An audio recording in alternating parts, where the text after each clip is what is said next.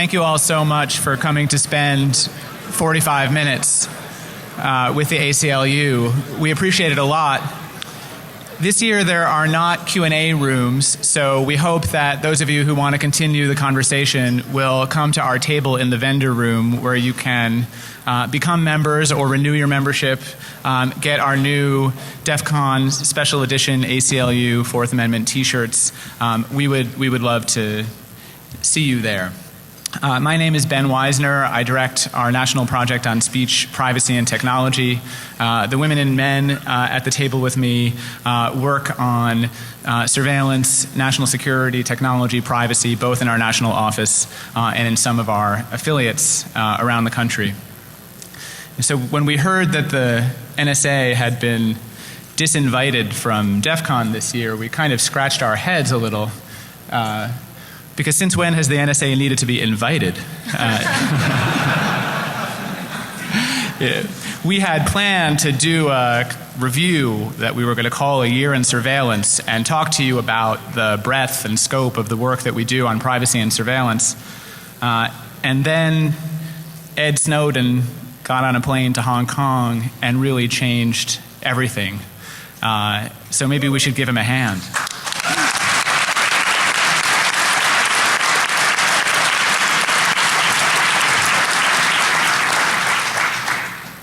And what he revealed is something that many of us were anxious about, knew about, had worried about for years, which is that the NSA's strategy has been to collect everything and worry about the law later.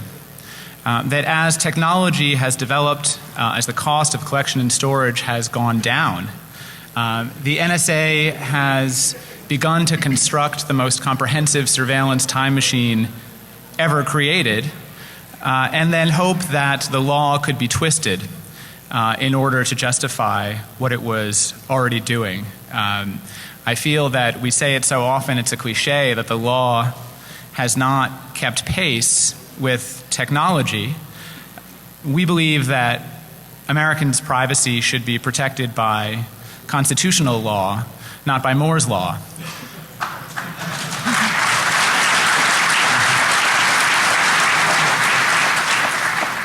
So my colleagues here are going to talk briefly. There's 5 of them. We have only 45 minutes, and we do hope to have time for a couple of questions to give you a taste of the kind of work that we're doing with regard to NSA surveillance. And we hope that many of you will join us at our table. We also have one of the parties tonight on the pub crawl, party like it's 1986. That is ACLU ECPA humor. So we hope to see more of you all later. And to kick us off, this is Alex Abdo from our National Security Project. Hi everyone, and thanks so much for coming. So I want to talk just for a few minutes about the PRISM program, which was revealed a couple of months ago by Ed Snowden. But before I get to the PRISM program, I want to talk about what there was before the PRISM program and what we were doing beforehand, because it's a really fascinating change of events in the last 2 months. In 2008, Congress passed the most sweeping surveillance statute that Congress has ever passed, called the FISA Amendments Act of 2008. And it essentially gives the NSA and the government unfettered access to Americans' international communications. And we challenged the law at the time because we didn't think that the fact that someone is communicating internationally means they should sacrifice their right to privacy. That in today's interconnected world, you can't often control the way your packets are scurried around the world, and your right to privacy shouldn't depend on the paths they take and the friends you choose to associate with. We brought that challenge in 2008, and for the next 5 years, we didn't actually litigate the merits of whether the government can collect our international communications. We spent 5 years debating with the government whether our clients were allowed to sue. And our clients were lawyers who represented Guantanamo detainees, human rights researchers and activists who worked in areas of the world where there was a significant violence and counterterrorism interest on the part of the U.S. government, and journalists who reported on those areas, the very sorts of people who would find themselves trapped in an international NSA surveillance dragnet. And for that reason, these individuals, our plaintiffs, our clients, took significant and burdensome measures to protect the confidentiality of their communications. Some of them had ethical obligations to do so. Others just thought it was good professional responsibility. Despite that fact, the government argued that we couldn't sue unless our clients could prove that their communications were surveilled. And if you know anything about the NSA, you know that's a vicious catch-22. Nonetheless, the government prevailed in front of the Supreme Court in February in a decision, a 5-4 decision, holding that the government's most sweeping surveillance statute ever enacted is essentially immune from judicial review unless the NSA, in its benevolence, chooses to disclose who it's surveilling. I don't recommend you hold your breath.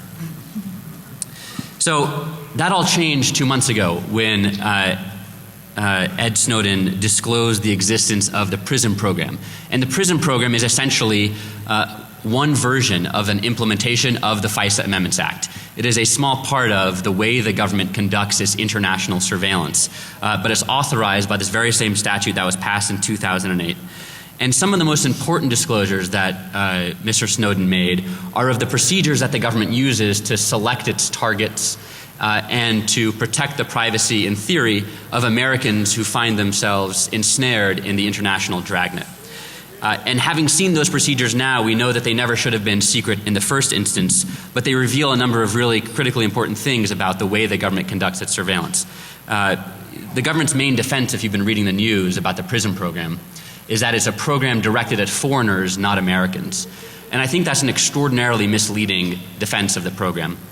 When the government was pushing for the passage of this act, actually to a predecessor of the statute, it argued that some of the communications of most interest to the NSA were the ones that had one terminus in the United States. And you can imagine for obvious reasons why that would be the case.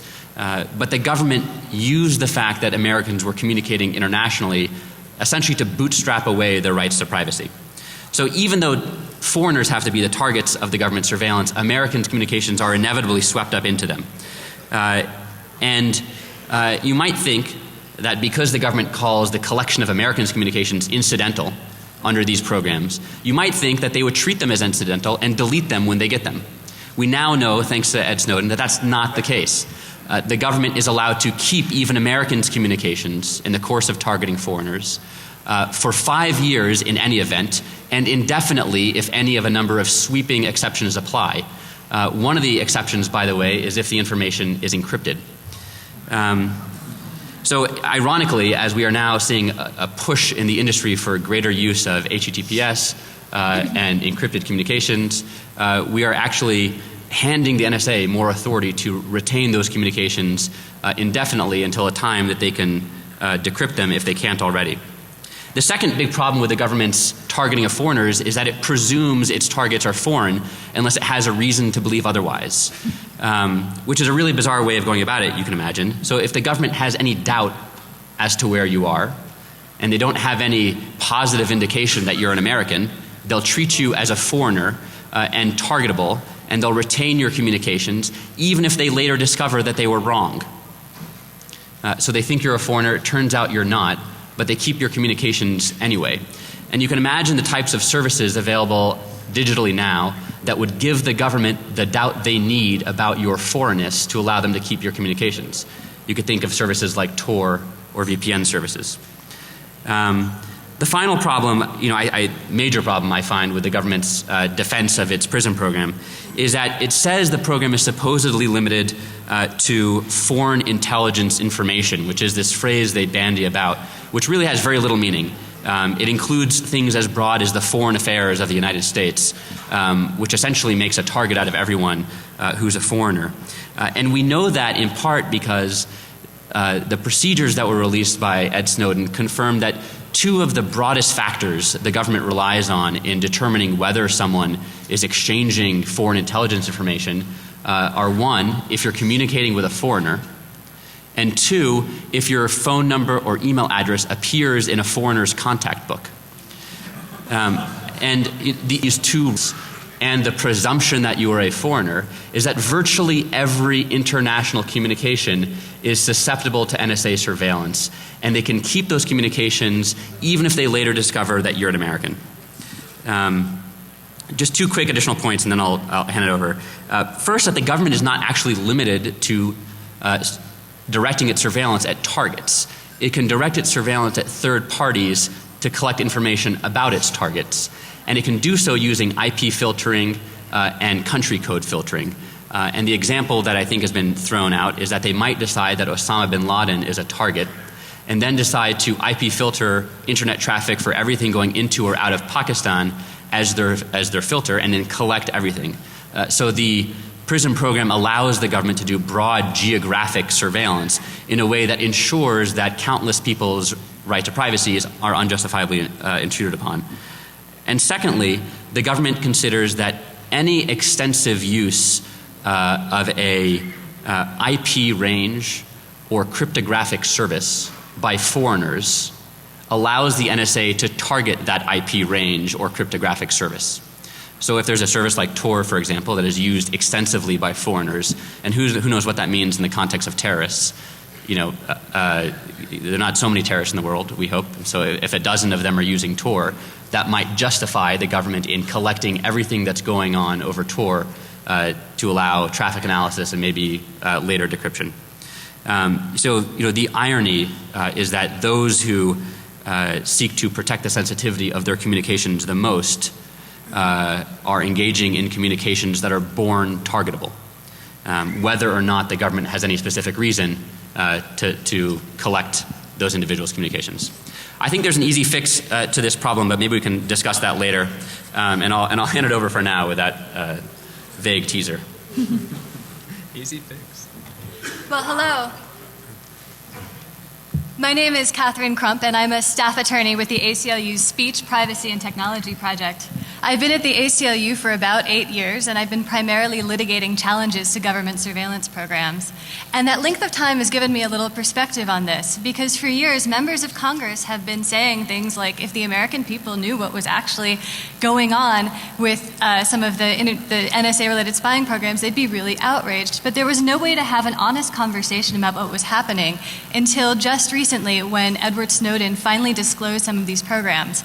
But there has been such a torrent of information about the different programs that I think it can be often difficult to try to figure out, you know, what the different specific programs are and what they're doing. So Alex talked about the PRISM program, and now I want to spend a few minutes talking about the NSA's domestic collection of all telephony metadata, why the ACLU thinks there are serious privacy problems with this, and then what we're doing to try to rein in the NSA's surveillance. So we know now, thanks to reporting by The Guardian and Ed Snowden, that the NSA is collecting all domestic telephony metadata. It has gone to the Foreign Intelligence Surveillance Court, the secret court in Washington, D.C., and it seems that every 3 months it gets an order authorizing it to collect telephony metadata from all major U.S. telephone communications company. So at the end of every day, every telephone call that you make, every telephone call that you receive, and how long those telephone calls last, get handed over to the government. This is true for domestic communications. This is not about international communications, and I think sometimes in some of the government's counter-messaging, that fact is being lost. The government has also tried to argue that metadata isn't sensitive and has made the point, for example, we're just getting telephone numbers, we're not getting anyone's name. But I think the people in this room certainly see the flaw in that argument without anyone having to point it out. It's not just that the government is getting this information, it's that they're also storing the metadata going back 5 years. So that's really a truly vast amount of information about all of the communications all of us engage in. So what is the government doing with this information? Whenever the government says that whenever it has a reasonable articulable suspicion that there is a selector, which is probably a telephone number, for example, associated with terrorism, it can query this database for that number and track connections going out 3 hops. So the telephone number that calls the telephone number that calls the telephone number. When you think about that, it ends up being a sweeping amount of data, because if the typical person has, for example, 40 telephone numbers in their phone, that can sweep in as many as 2.5 million phone numbers. This, by the way, isn't actually being approved on an individualized basis by a court. The FISA court has simply approved this general programmatic approach to surveillance, but there's no supervision of individual pieces of surveillance along the way. I want to step back for a second and talk about what a major paradigm shift this is. As my colleague Ben mentioned at the beginning, this is about collecting it all. We haven't previously lived in a world where every single thing we say and do is capable of being recorded, but that's now the world we live in. And that's exactly what's happening when it comes to telephony metadata. The government's argument is that it essentially doesn't implicate a privacy interest for the government to merely collect the data. That only happens when you look at it. But I think having a record of essentially everyone you call can have a real chilling effect on who people are willing to communicate with. The standard under which the government says, what is the government's legal argument here? The government is relying on a section called 215 of the Patriot Act, which says that it is authorized to collect information that is relevant to certain types of investigations, generally foreign intelligence or terrorism investigations. And on that relevance definition, the government has argued that every single phone call all Americans make are, under that definition, relevant. Now, that's a pretty broad and sweeping definition of relevance, one we haven't really seen before. And I think it also poses an interesting conundrum, too, that I think is coming up a lot in the era of big data. Does the fact, as the government, if it is true that to understand the meaning of one piece of data, you need to have the entire universe, does that make the entire universe of data relevant? Now, you won't be surprised to hear that the ACLU objects to this program. We think it raises real privacy problems. And one of the first orders that was disclosed about the court giving the government access to this information dealt with Verizon Business Network Services, which is pretty startling to us because do you know who provides the ACLU's telephone communication? Verizon Network Business Services. And we sat in our office and we taught about all of the people who call us, right? All of the whistleblowers who call us, maybe seeking legal help or protection. Everyone who calls our offices for help with reproductive freedom services, right? Or reporting any number of abuses. And you can see some real problems with the idea that all of this information is being monitored and logged by the government. And because we think that poses a real threat to the long-standing right of Americans to be able to associate with one another, and also our Fourth Amendment freedom to be free from unreasonable searches and seizures, we filed a lawsuit in federal court very quickly after the program was revealed, and we've asked the court to enjoin the government from engaging in this mass collection program and also to delete all of the data from the ACLU in this because we know that it's sitting in a database, every phone call we've made for the last 5 years. The court has scheduled a briefing schedule for the going through the fall. There's an argument in November, and so hopefully by the time we're all back here next year, we'll be able to report a little more.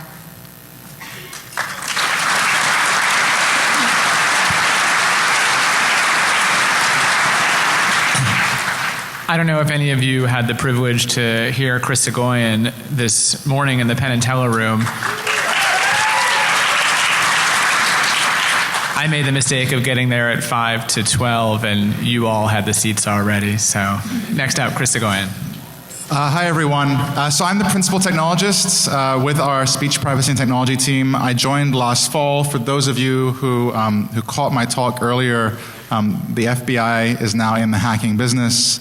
If you didn't catch the talk, hopefully the video will be available at some point.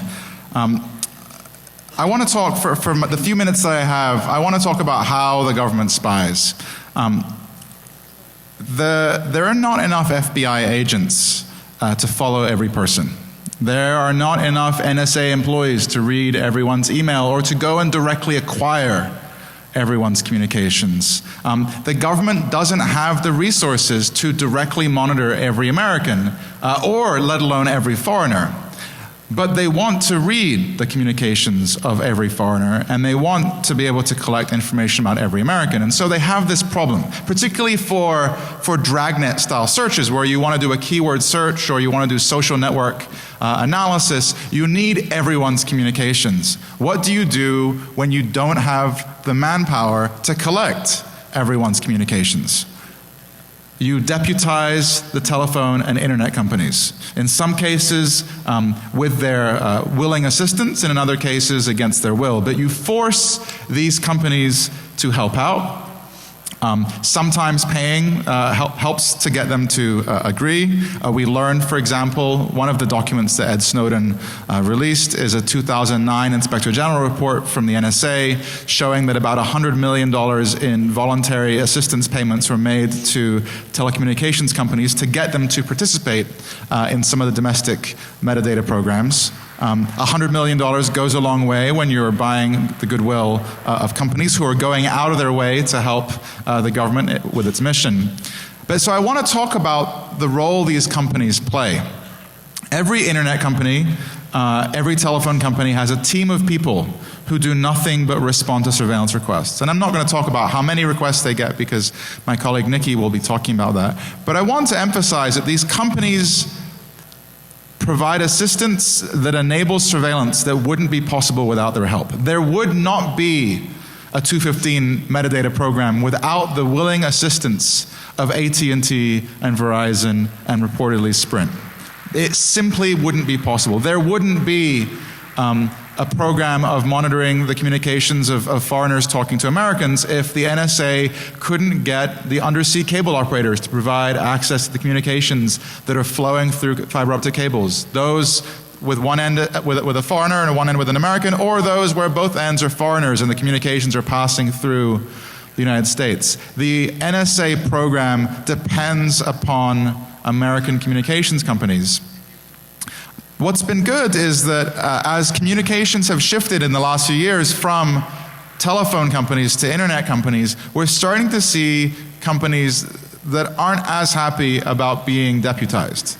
We're starting to see companies that are deploying crypto, whether it is HTTPS to protect data over the wire, or in some cases end-to-end crypto. And really what this is doing is making dragnet surveillance difficult.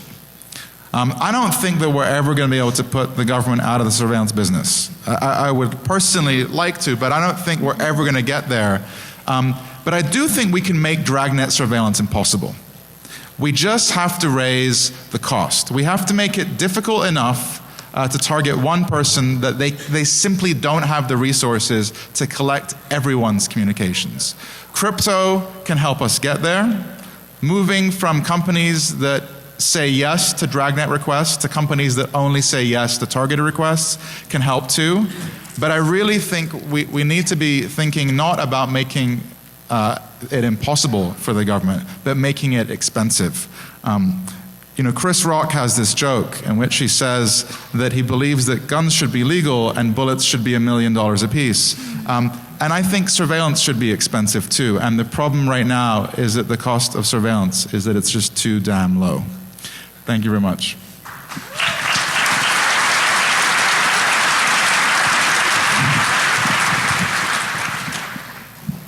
Hi everyone, I'm Nicole Ozer. I'm the Technology and Civil Liberties Policy Director for the ACLU of California. So very nice to be back with many of you today.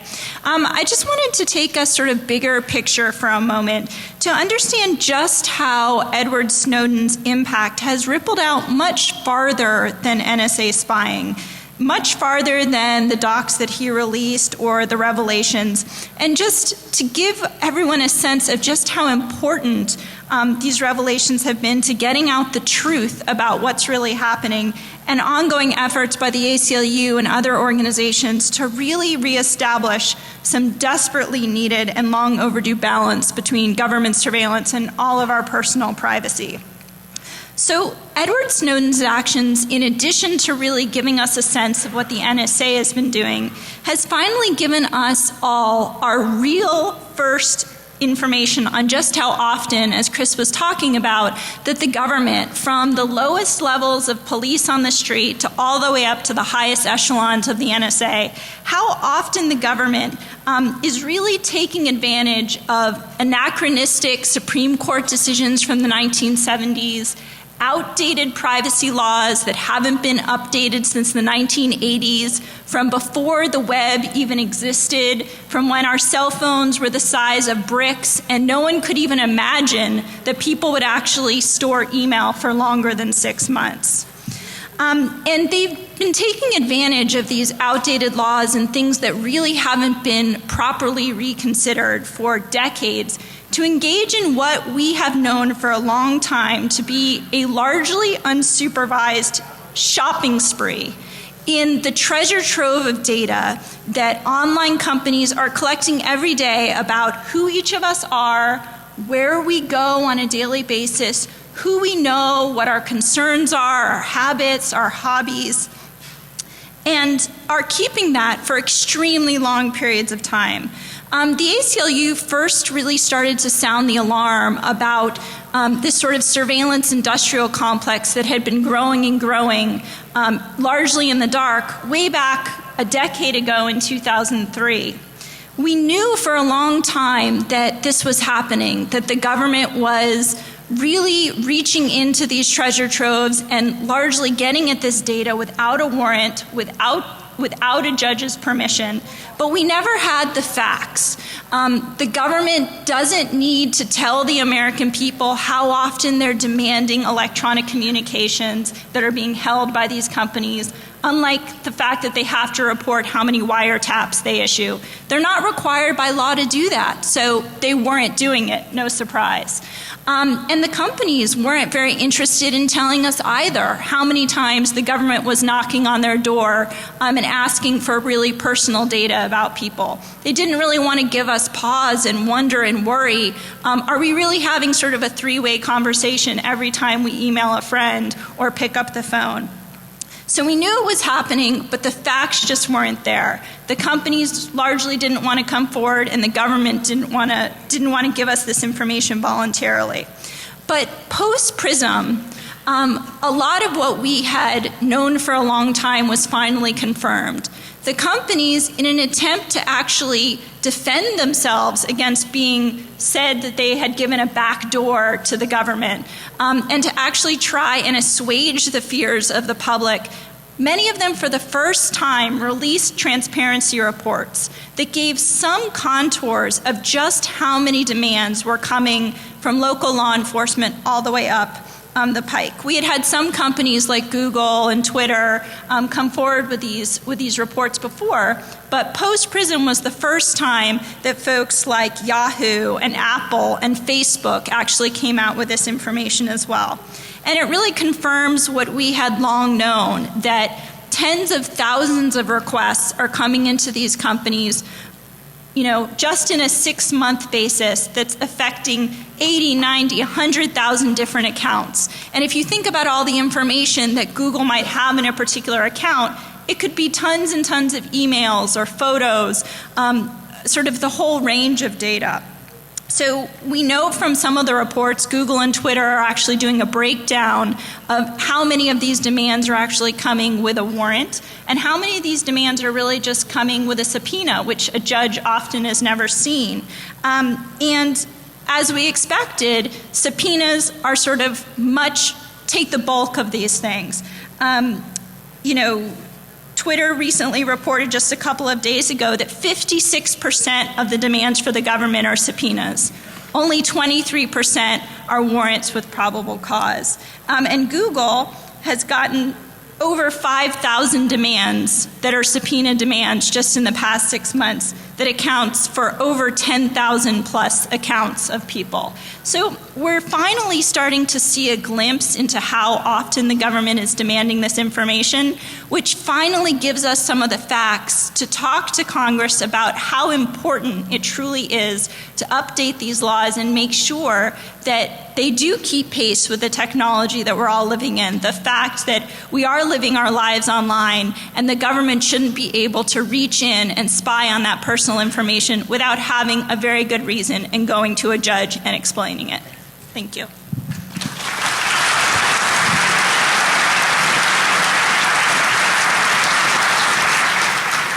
So we have one more speaker. We have 15 minutes. We probably will have time for a couple of questions. So maybe while my colleague Kade Crockford is speaking, if some of you want to gather at the microphones, we'll try to take a bunch of questions at once and use our last 10 minutes or so to answer those questions. So go ahead, Kade. Hey, everybody. My name is Kade Crockford. I work for the ACLU of Massachusetts, where I direct something called the Technology for Liberty project. And I just want to say, to sort of frame what my colleagues have talked about and what I'm going to say, that over the past 12 years since 9/11, we've really seen a dramatic shift in the relationship between the governed and the government. And that is marked by two really problematic features. One of them is that now we're basically guilty until proven innocent, as these bulk records collections programs demonstrate.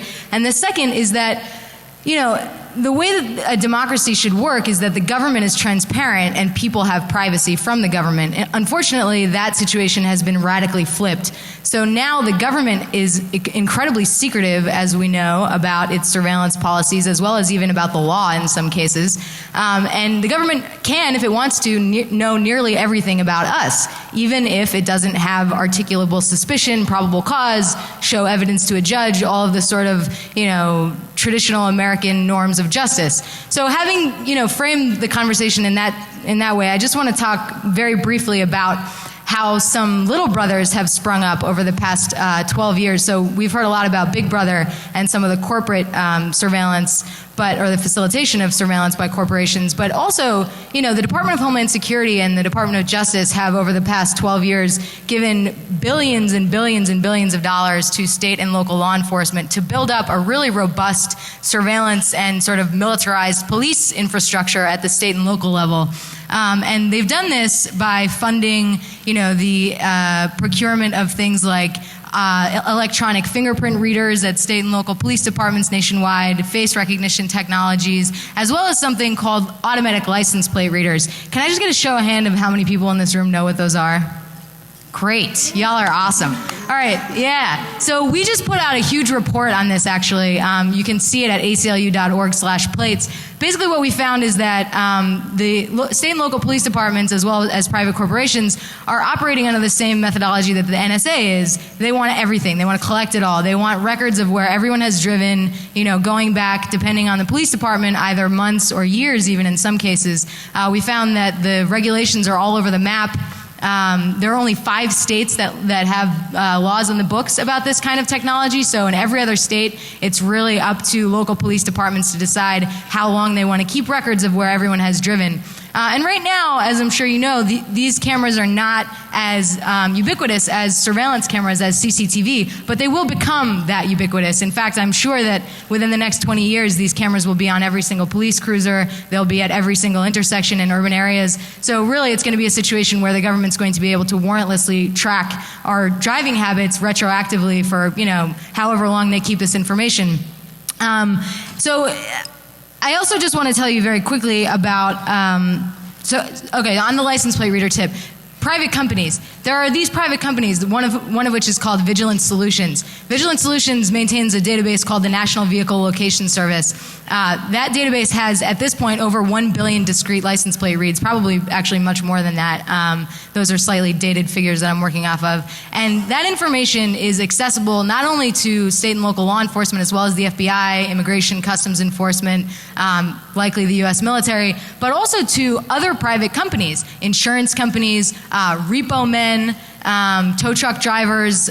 So, you know, the corollary between the NSA's surveillance and collusion with companies like Google and state and local cops colluding with private companies like Vigilance Solutions is really a very serious problem that, again, as my colleagues have said, are in the vast majority of cases, state legislatures have not really stepped up to the plate to deal with. And so that's some of the work that we're trying to do in the states, is to pass discrete legislation that would, for example, ban the police from retaining this data for a long time. You know, the ACLU, Chris maybe is the one exception to this, but the ACLU as an organization does not oppose law enforcement surveillance if they go to a judge and get a probable cause warrant, right? I mean, there are murderers in the world, there are rapists, people do bad things. If there's evidence to show that somebody's involved in a criminal activity, then, you know, the judge should give cops a warrant to invade that person's privacy. You know, I personally don't like it either, but I think it's a reasonable balance to strike between privacy and security. But we're seeing a really, what we have now is that probable cause warrant practice barely exists anymore. The DOJ has said to Congress that it doesn't think it needs a warrant to read our emails. The DOJ has also said to Congress and to courts that we have no privacy interest in information showing where we go 24 hours a day that is communicated through cell site information through our cell phones. And I just want to give you really quickly a very brief example of how not only the collect it all sort of theme has trickled down to the state and local level, but also the state secrecy itself has really trickled down in a very dangerous way. And that is a case that we had a couple years ago during Occupy Boston.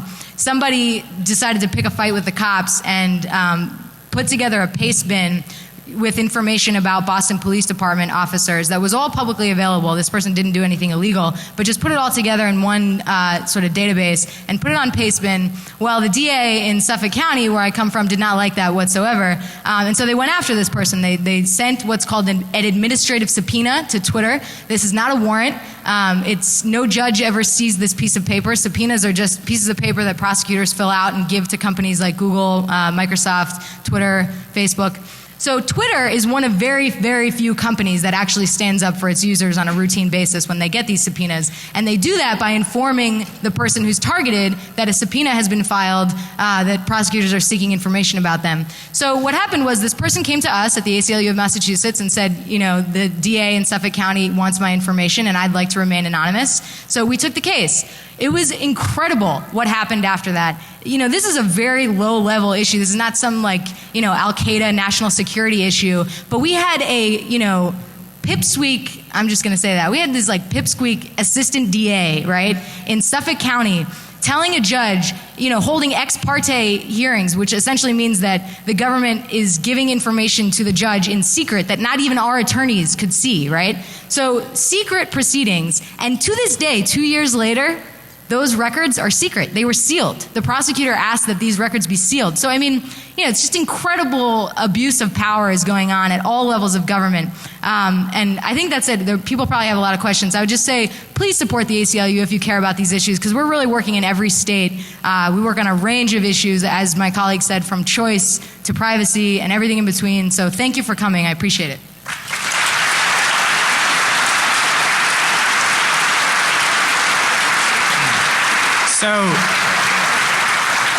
So I see 6 people standing. We have 9 minutes, maybe 7. The only way we're going to make this work is if people speak for 30 seconds and ask a question. If you have statements for us, we'll be at the table this afternoon. Right. You will not believe my ability to violate your right to free speech if you go beyond 30 seconds. Okay. I'm really good at it. So, all right. Let's start here, but really we don't want to hear your story. Is the mic on? Yes, okay. I'm Mike Doherty from Atlanta, and I was going to ask you about the judicial system. I actually am under federal investigation for data security practices, so go to the devil inside the beltway at .com. And you'll see my book coming out September 17th. But it is amazing. And the judicial system I find incredibly, incredibly behind. And judges don't want to deal. So how do you deal with the judges that don't want to deal in the judicial system that is just so far behind and just looking the other way? Okay, let's hear the next one. We're going to take them all, and then we're going to answer. Go ahead. My name is Dana Morrow. I'm from San Antonio, Texas. You know, these issues come up. I'm concerned, so I write my congressman and my representative like, you know, I'm supposed to or I'm told to do. Yeah. I make phone calls. I leave messages. All I get is the, excuse me? Okay, well, the question is, what can I do? How can I get a better response than, you know, thank you for being a concerned citizen. We'll get back to you. I don't ever get a response. Okay. Citizen empowerment. Next, quickly. So what about me? I'm not American. I'm a foreigner. Obviously, I use American services all the time. Am I suspicious just because I'm a foreigner? That's my question. Okay. Good question. Go ahead. Thank you.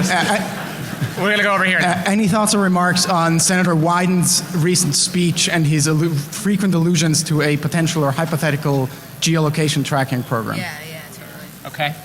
Hints of geolocation tracking by the NSA. Quickly, next. 2006, 2007, I assisted most of the telecommunications companies in the country installing Cisco TAPMIBs and NARIS probes as part of the Communications Act for law enforcement, also known as CALEA. That was all done on their dime, and I believe one of the speakers mentioned that they were being subsidized. So I'm curious to know how we know that that's being subsidized by the federal government as opposed to being picked up by the carriers. Come talk to us at our table, please. Yeah. Go ahead. How can people get access to this stuff for civil matters, civil lawsuits? Okay. And again, most of these answers are going to be provided at our makeshift A part of the Q&A at our table in the vendor area. But go ahead. I didn't hear anything on LexisNexis or fusion centers. Yeah, come talk to me at, yeah. Yeah, well, okay, so fellow panelists, there are a range of things that you can weigh in on. I hope someone at least will say something about the feeling of helplessness that citizens have who write to their legislatures, because it seems to me that we are in a pretty unique moment where we are being heard. But go ahead. So I will respond to two of the things. If Wyden could, so Senator Wyden has been warning about the NSA's abuse of its surveillance powers for several years, and most recently he's been specifically highlighting the issue of location. He gave a speech last week in which he said the word location 5 times. If he could signal any more clearly, I don't know what it would look like. Right now he's basically standing on a stool, waving his hands, jumping up and down. So I think there's something location related that he's trying to tell us about, and I hope we will find out what that is. To Miko's question about foreigners, it's not that you're suspicious, it's just that you're fair game. Foreigners don't vote in Kansas, and so U.S. law doesn't protect the communications of non-Americans. That's really unfortunate. I think if we were going to see change there, it's not going to be because individuals are writing to their members. It's going to be because companies are complaining they're losing out on contracts in Europe and Asia. If the cloud computing companies want to salvage their foreign business, we're going to need to see a big change in the law, or they're going to need to start using end-to-end crypto where you don't care about government access to data. Alex? So just quickly on what you can do. A week and a half or now, 2 weeks ago, there was an incredibly important vote in the House about whether the government was going to rein in the NSA's bulk collection of our phone records. And surprisingly, unsurprisingly the vote lost, but surprisingly it was very close, 217 to 205 votes. And a big part of the reason why the vote was so close is because literally thousands of people called their representatives and urged them to vote in support of the bill that would have reined in the NSA. That support matters more than you know, more than I knew up until a few weeks ago. If you have any questions about it, you should really talk to Kevin Bankson at the Center for Democracy and Technology, who has been doing some incredible work on this and can speak to how effective it is for you to call your representatives. And I'd just like to say, for those of us who are in California, we know how difficult Feinstein has been on these issues. She's been a huge supporter of the NSA, and it's just been intractable for years and years. A couple of days ago, Feinstein actually said, maybe there need to be some changes. So, and we also saw President Obama meeting with top legislators just a couple days ago saying that he's open to suggestions. So, we have finally sort of started to turn the tide in Washington, D.C. based on the fact that members of the public have picked up the phone, have responded to those emails from the ACLU, and have started to meet actually with their members of Congress. So it is making a huge difference. We've talked a lot about sort of how we got to this point and the problems that we're seeing, but we're at a really crucial point to turn the tide on these issues, and I really hope that anyone in the audience who has not picked up the phone and called their members of Congress or stopped by our booth and filled out the action alert,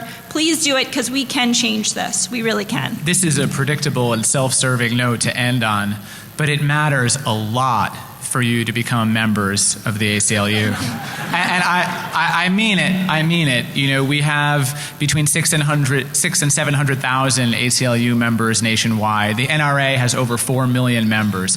If all of you who had an affinity for the ACLU were members of the ACLU, we would have a lot more voice, a much louder voice in Washington. I'm not saying that to denigrate the NRA. For those of you who are supporters, they're a very effective organization in support of what they do. We can be even more. Help us be that effective. Yeah, no, seriously, it matters a lot to have a large civil society counterweight to the kinds of developments that we've been talking about today. So please come by, get our special edition DEFCON 4th Amendment t-shirt, join the ACLU, continue the conversation. Thank you so much for joining us today.